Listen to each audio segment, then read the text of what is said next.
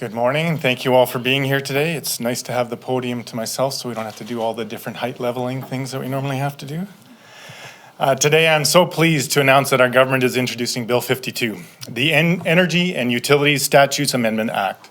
The changes we're proposing through this bill will clear the way for energy innovation and strengthen Alberta's utility system to power prosperity for generations to come. Alberta's population and economy continue to grow, and we need to ensure that Albertans have the utilities they need to provide for their families, power their businesses and communities, and chase their dreams. That's what Bill 52, the Energy and Utilities Statutes Amendment Act, is designed to do. Build a utility system that can meet the growing demand now and into the future. If passed, this bill will enable the safe use of hydrogen in Alberta's natural gas system. The world is increasingly looking to hydrogen as an energy solution for hard-to-decarbonize industries. As the largest hydrogen producer in Canada, Alberta has the right resources, expertise, and business-friendly environment necessary to be a destination of choice for investors and innovators. Hydrogen presents an enormous opportunity, and we want to ensure our province can remain a global leader. Through this bill, proposed amendments will allow hydrogen to be blended into the natural gas system for residential and commercial heating, and support new technologies while ensuring the safety and reliability of the natural gas system. To protect ratepayers from rising costs, we are ensuring only those who receive hydrogen-blended natural gas in their homes and businesses will pay any additional system costs. Utility providers will also be required to ensure that there is community support for proposed hydrogen projects. The Energy and Utilities Statutes Amendment Act will also support critical updates to our power market rules and transmission policies to strengthen our power grid, lower and stabilize Albertans' utility bills, and encourage investment within the province. Albertans increasingly rely on electricity to power their homes, businesses, and lives, and we need to ensure it remains reliable. If passed, this bill will advance the modernization of the electricity market, also known as the Restructured Energy Market, or REM, to ensure it can meet Albertans' growing needs at a price that they can afford. This includes supporting the move to a day-ahead reliability market to ensure there is always enough power available and reduce the risk of grid alerts in the future. It also includes much-needed updates to transmission policies. We've heard Albertans and their frustration with rising transmission costs on their bills. We are taking action to address this by encouraging more efficient use of our existing transmission infrastructure so that Albertans aren't left footing the bill. By maximizing the use of the lines we already have and only building new power plants where it makes sense, we can protect ratepayers from those rising costs. Within this legislation, we are building a brighter future for our province. One where hydrogen is a bigger part of our energy future, and where Albertans will have a reliable, affordable, and sustainable electricity system for generations to come, so that every time they reach for a light switch, they'll have the power they need at a price they can afford. Thank you very much, and happy to take any questions. All right, we'll start with questions in the room. Reminder that reporters will have one question, one follow-up. Let's start up front here. Okay, Catherine Rakowski, Alberta Today. So in 2022, the American Medical Association had passed a resolution saying that hydrogen ignites more easily, it's more explosive than methane, burns at a higher temperature, blend can't safely be used in existing gas appliances. So you said that this legislation is aimed at doing it safely. Why are safety provisions not spelled out in the legislation? Because we're working with other regulators like the Canadian Safety Association, CSA, to set the rate of blending. Right now, that is a 5% level, and we will tie it to whatever level they deem appropriate for safety reasons. We also know there's other jurisdictions around the world that have different levels of blending, but again, this protects Albertans and it protects Canadians to a regulator that is known, respected, and has Canadians and Albertans' best interests in mind. And with this move towards generator paying, what protections are in place to make sure that those generators aren't just passing the costs on to consumers? I mean, their job is to make a profit, so. And that's why they'll have to work with the regulators through the process established to make sure that the cost causation principles are upheld, which means if the population is growing or industry is growing, then obviously there's a need for additional generation and they can pay their share of that. If it's going into an area where that isn't the driving factor, then development can still proceed, but the development will have to carry a larger portion of that, and it'll be up to the regulator, the AUC, to determine exactly where that proportion of costs is allocated. Thanks, Janet, next. Just hopping back to hydrogen blending. Oh, sorry, Janet French, CBC. I'm just looking at a think tank from the US called Energy Innovation, where they say, well, while utilities claim that there are solutions for a carbon-free future, blending hydrogen with natural gas, funded by ratepayer dollars, could raise rates, exacerbate air pollution, and pose safety risks, while all providing few GHG, greenhouse gas reductions. What's your response to that kind of perspective? Like, why would you be pursuing opening the door to this if the science isn't necessarily settled on how effective this is? Sure. I think this is enabling a new technology, which I would even suggest those think tanks agree. Hydrogen has the potential to lower GHG emissions.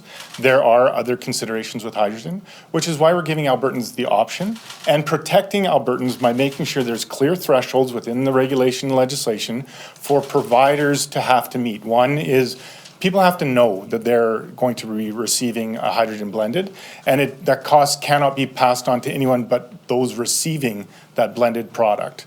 So again, it's about choice, it's about safety, and it's about providing the correct parameters to allow a new and innovative technology and product to continue to evolve within the province. Just switching to the redesigned electricity market. So last time I looked at this, and you signaled late last year that this was coming, Ken Maria had previously said the changes that you wanted to make to transmission could make it economically unfeasible to build wind and solar projects in Alberta, and too hard to get any financing for these projects. So how would you respond to the assertion that your government is actively discouraging further development of renewables in Alberta? Well, I'd point to the hundreds of hours the ISO has done in engagement, and we've joined them on many and many of those hours, talking to all stakeholders within industry. And I'll talk to the release from the ISO last week on Friday about some new decisions that they've made and we support within the market redesign, which takes into account some of those concerns raised by stakeholders like Canadian Renewable Energy Association. And we are meeting them where they need to make sure that we get the right path forward. I'm extremely confident in the work that the ISO has done, and I'm confident that the renewables can continue to develop in the right place that benefits Albertans and our industry to the greatest degree. I will start at the back here. Morgan with Global News. I'm just wondering about the infrastructure changes for the public and also the distributor. Like, what sorts of changes will have to happen to make the blending and the distribution possible? And then also, like, if you have a gas stove at home, do you need to change stuff? Yeah. I'd have to point to some of the Canadian Safety Association legislations that's in place. It does allow, to my understanding, up to 5% blended at this point, which is why we're tying it to them. There's been applications for that to move. It's up to them to decide to do that. And part of the reason those levels are set is so that existing appliances don't have to be changed out. But it is also why we're requiring a fairly significant level of community engagement by any providers for, let's say it's a new subdivision being built to support blended. Those individuals have to have a high degree of knowledge to make that choice to purchase in there and build in there. And that's what we want. So if it goes to an existing neighborhood, again, there's that same obligation on behalf of the provider to make sure that there's informed consent, that someone's just not getting a new charge for something they didn't want or didn't ask for and didn't have a choice in.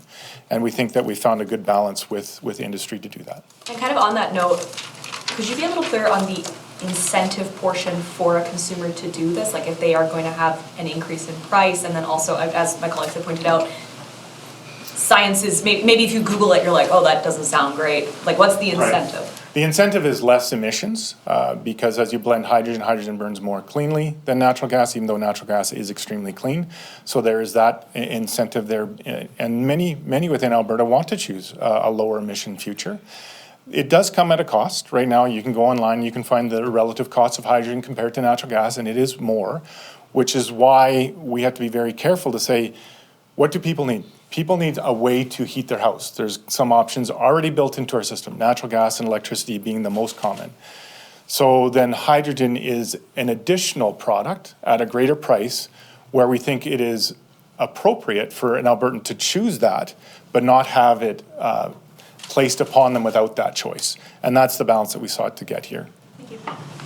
Right, go ahead. Jack Farrell with the Canadian Press. In January, ASO published some 300 pages of stakeholder feedback on the engagement sessions, and many, if not all, of the companies either made a comment about how they're a little concerned about skipping the AUC hearing process and putting these forward, and also like the really condensed time frame of putting forward this massive market overhaul. Like NMAX, for example, they wrote, quote, while there are specific elements under each component that we can support in isolation, considering the interdependencies, the broader components themselves as currently framed raise significant concerns. These concerns include potential negative impacts to consumers, retailers, and generators, and could ultimately lead to market failure. I guess my question with that being, why are we skipping the AUC hearing process, and do you share these concerns about, are we doing this too rushed? Well, I would say that one, we've made some significant decisions after that, as recently as a couple of weeks ago, which we've shared with industry to their great support, including NMAX, and there's a quote in the handout from NMAX on that. And we're not skipping that. In fact, the ISO has stated that their commitment is the regulator will hear the REM rule issues. Stakeholders will be able to take their concerns to the AUC after the interim period ends. And when they do, decisions and debate will be based on actual data and evidence, not forecasts and assumptions. And we think this is the most prudent way to address investor confidence and make sure that we have that back in our market and proceed with lots of feedback and consideration from stakeholders. And we think we've got it about right, as you can see by the quotes from industry. I guess to follow that up, like I don't know how to get at this question. I've also heard a few times now, like when we're changing that principle of if you know the build it, we will come. Obviously, investor confidence is pretty high. They know it's going to come if they build it. So, I guess what is the kind of the goal, and how do you account for losing that investor confidence by not just having that guarantee? Well, that guarantee was basically paid for by Albertans and ratepayers. And I'm elected by Albertans and ratepayers to protect them. In the former system, there was no protection for them. If somebody wanted to build, it's great to build when someone else is paying the bill. So what we've done is said, listen, Albertans are very concerned during this time of affordability concerns to say, who's looking out for us? And why did that project get approved if we just have to pay the bill? So the cost causation principle appropriately allocates that and says there should be a sober second thought. And if industry is meeting a need of population growth or industrial growth, yes, it's appropriate for ratepayers to pay. But if there isn't that, should ratepayers just be on the hook for billions of dollars of infrastructure that they don't need and didn't get a say in? I don't think they should. So what we're doing is clarifying those rules to make sure that the original intent of the legislation was, which is location signals, to say, how do we build more efficiently? How do we build more appropriately and optimize what we've already got? Do we really need to build another line here when we have a perfectly good line there? Can you just build your generation there? And this is that balance between continued development and growth and the need within the province and affordability. So we think we've got that balance. We've worked that through. It is a change. And even after last week with some of the decisions announced by ISO, we see a high degree of investor confidence as we continue to move ahead. All right, seeing no questions in the room, we will move to the lines. Operator, please put through the first caller. Your first question comes from the line of Anne McGraney from the Globe and Mail. Please go ahead. Yeah, good day. Thanks for taking my question. To follow up on what you were just talking about there, and also Janet's question earlier, the very nature of this bill does kind of have this build things where they're needed, don't do new transmission if we can avoid it. And in fact, you just said then, build things where they're needed, right? Mm-hmm. But that's not the reality when it comes to wind and solar. They have to be built where the resource is. So do explain further how this is not completely undermining renewable development in the province.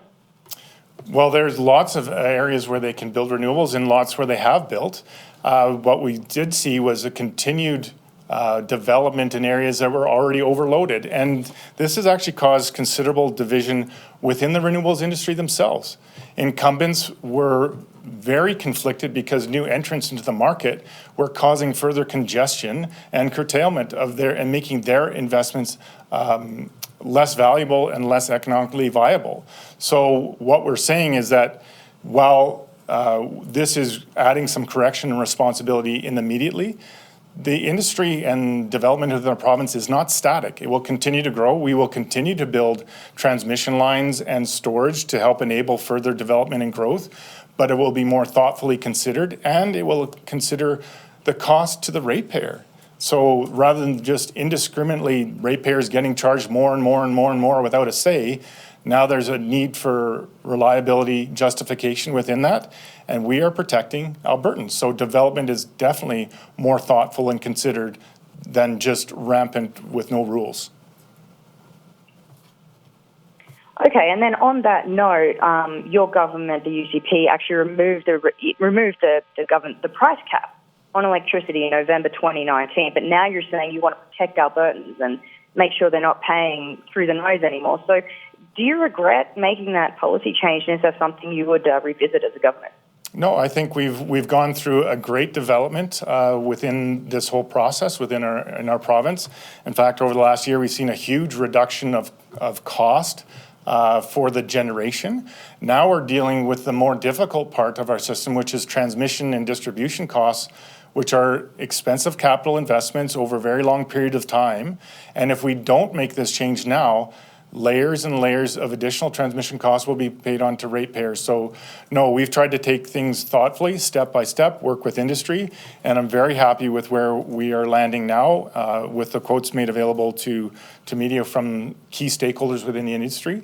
And I think Albertans in the years ahead will see the benefits of this on their bills, that their bills will not continue to go up and up and up without reason or forethought. All right, operator, please put through the next caller. Your next question is from the line of Colin Gillen from the Medicine Hat News. Please go ahead. Good morning. Thanks for taking my question. I'm just wondering, at the end of the technical briefing, I just missed most of it, but some of it, but got the last bit. We're talking a little bit about localized prices in congested areas. And we already have situations that are, areas are congested right now and large transmission lines are suggested. How does the minister see that playing out? I mean, in terms of rural development, renewables is something that, counties want to a large degree, and, bringing that power to major centers is sort of how that would work. Can you balance that? And I mean, who's going to pay for this? New projects or existing projects? Well, you're talking about a number of principles. So localized marginal pricing helps identify areas of congestion and allows the market to respond to that in a much more clear way than one uniform price across the province, which assumes everybody faces the same conditions, which they don't. So that will help resolve that. And then the cost causation principle is very important, because then it also helps the regulators determine who should pay for those. Again, if it's population growth within a city or a community or industrial growth within an area, then it is appropriate for them to pay for that needed resource of generation. If it's going into an area where neither of those factors are true, it allows the regulator to say, you can continue to develop there, but you're going to have to bear more of the cost of that transmission to connect to the grid, because it would be unfair to ask a ratepayer who is already burdened by those costs to pay more for something they don't technically need. And that's why we did that rather than a hard and fast percentage split. We allowed a great degree of flexibility to our regulator to make sure that it's the most appropriate answer for each individual case. And we think it's going to serve Albertans well. Okay, but I mean, in the southeast, you have a large glut of renewable energy. The localized price would be hammered. And you have a traditional generator like the city of Medicine Hat wanting to export power that, through no fault of its own, is underwater. I mean, is there any consideration being done for that, for traditional generators? Absolutely. That's why we are also adding optimal transmission planning to make sure that we can identify those areas in a priority sequence and address them in the most appropriate, cost-affordable manner. So that all of these things need to be taken together as a suite of solutions and not one magic bullet that's going to fix all of them on its own. It can't happen that way. It hasn't happened in that way. And the biggest change is that instead of just indiscriminately ratepayers paying for whatever development comes to the province, the regulators now have some more authority to add responsibility to developers to say, are you here to serve Albertans and Albertan needs? Or are you here just to take what you can get? And we think that that's a responsible path forward, protecting Albertans and ratepayers. And we think it actually also provides a priority pathway for projects that need to be addressed without it just being the luck of the draw or whoever comes forward with money. It will now be optimally planned to serve Albertans. All right, I believe that was the last caller. That concludes our press conference for today. If media have any further questions, my contact information is at the bottom of the news release. Thank you. Thank you.